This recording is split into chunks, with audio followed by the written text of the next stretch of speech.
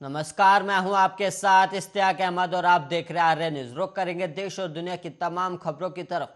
5 राज्यों के विधानसभा चुनावों की तारीखों के ऐलान के साथ ही चुनाव वाले राज्यों में शनिवार से ही आचार संहिता लागू हो गई है और आचार संहिता लागू होने के बाद अब इन 5 राज्यों में कोविड-19 वैक्सीनेशन के और वैक्सीन के सर्टिफिकेट पर अब प्रधानमंत्री नरेंद्र मोदी की फोटो नहीं होगी। आधिकारिक सूत्रों के हवाले से बताया गया कि अब स्वास्थ्य मंत्रालय द्वारा कोविन ऐप से फिल्टर लगाकर पीएम मोदी की फोटो को हटाया जाएगा और निर्वाचन आयोग ने शनिवार को घोषणा करते हुए कहा कि उत्तराखंड, पंजाब, यूपी, मणिपुर और गोवा 10 फरवरी से लेकर 7 मार्च के बीच चुनाव होंगे और ये चुनाव 7 चरणों में कराए जाएंगे और इस चुनाव की घोषणा के साथ ही इन 5 राज्यों में आचार संहिता लागू हो गई है और ऐसे में अब पीएम मोदी की फोटो को कोविड-19 वैक्सीन के सर्टिफिकेट से हटा दिया जाएगा, क्योंकि चुनाव की घोषणा के साथ ही आदर्श आचार संहिता सरकार, उम्मीदवार और राजनीतिक पार्टियों के लिए लागू हो गई है और स्वास्थ्य मंत्रालय द्वारा पीएम मोदी की फोटो को कोविड-19 के वैक्सीन सर्टिफिकेट से हटाने के लिए आवश्यक फिल्टर लगाए जाएंगे। और आपको बता दें कि पिछले साल मार्च 2021 में हुए विधानसभा चुनावों के दौरान कुछ राजनीतिक पार्टियों ने चुनावी राज्यों में वैक्सीनेशन सर्टिफिकेट को लेकर शिकायत भी की थी और शिकायत में उन्होंने आचार संहिता के कारण चुनाव वाले राज्यों में कोविड-19 वैक्सीनेशन सर्टिफिकेट से पीएम मोदी की फोटो हटाने की मांग रखी थी, जिसके बाद चुनाव आयोग ने पीएम मोदी की फोटो आचार संहिता के दौरान नहीं लगाने का आदेश दिया था।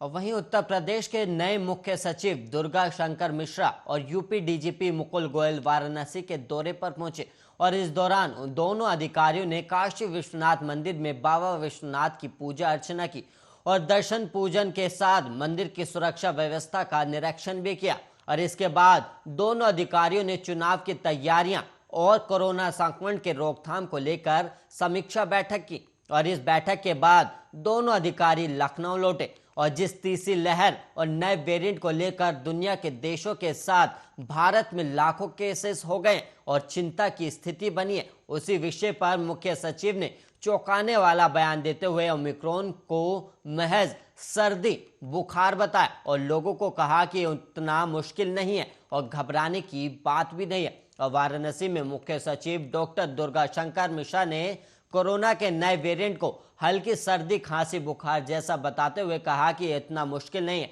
जैसा दूसरी लहर आई थी और बहुत घबराने की बात भी नहीं है और हॉस्पिटल भी बहुत कम लोग जा रहे हैं और जो जा रहे हैं वो दूसरी बीमारी के कारण भी जा रहे हैं और युवाओं को वैक्सीनेशन हो रहा है और सब कुछ ठीक है। कोविड का इन्फेक्शन केवल हमारे प्रदेश में नहीं, पूरे देश में और पूरी दुनिया में फैल रहा है। और वहीं श्री काशी विश्वनाथ मंदिर सुरक्षा व्यवस्था पर भी चर्चा हुई है ताकि आने वाले श्रद्धालुओं को और सुविधा दी जा सके और चुनाव की तैयारी भी हो रही है। और डीजीपी मुकुल गोयल ने कहा कि हम लोग चुनाव आयोग के निर्देश अनुसार चुनाव कराने की तैयारी में है और स्वतंत्र निष्पक्ष तरीके से चुनाव आचार संहिता का पूरा अनुपालन कराते हुए कराया जाएगा और श्री काशी विश्वनाथ मंदिर के नए स्वरूप को देखते हुए सुरक्षा व्यवस्था के नए प्लान के तहत फिर से तैयारी कराने के लिए हम लोग आए थे और इस बारे में कमिश्नर साहब को हिदायत भी दी गई है।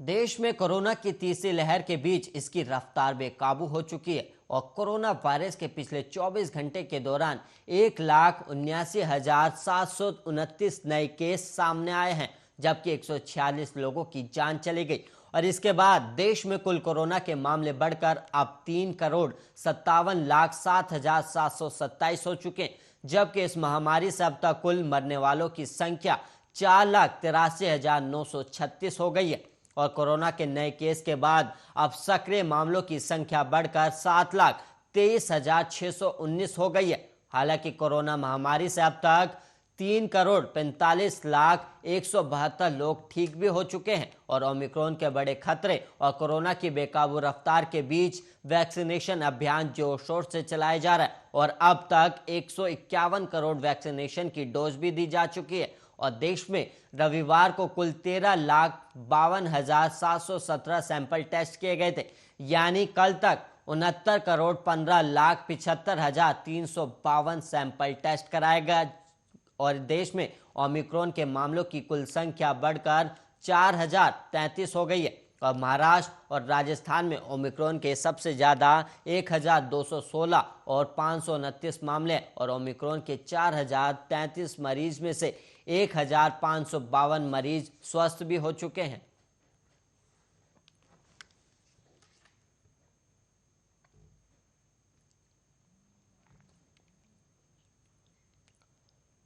राजस्थान में बेकाबू होते कोरोना ने सीएम आवास में घुसपैठ कर दी और मुख्यमंत्री अशोक गहलोत के बाद उनके आवास पर तैनात 27 कर्मचारियों की रिपोर्ट रविवार को पॉजिटिव आई है और इसमें उनका ड्राइवर भी शामिल है। और उधर पूरे राज्य में पिछले 24 घंटे में 5,660 नए मामले सामने आए हैं, जबकि एक मरीज की मौत भी हुई है और राजस्थान के सभी 33 जिलों में कोरोना फैल गया है। और अब तक जालोर कोविड की तीसरी लहर से बचा हुआ था और रविवार को जालोर में भी 2 पॉजिटिव मामले सामने आए और राजस्थान में रविवार को 358 मरीज रिकवर हुए हैं और जयपुर में सबसे ज़्यादा 2,377 नए संक्रमित सामने आए हैं। और आंकड़ों को देखें तो पिछले 9 दिनों में राजस्थान में कोरोना 19 गुना रफ्तार से बढ़ा है और जयपुर में एक मौत भी दर्ज की गई और जोधपुर में 600 कोविड पॉजिटिव केस मिले और एक्टिव केस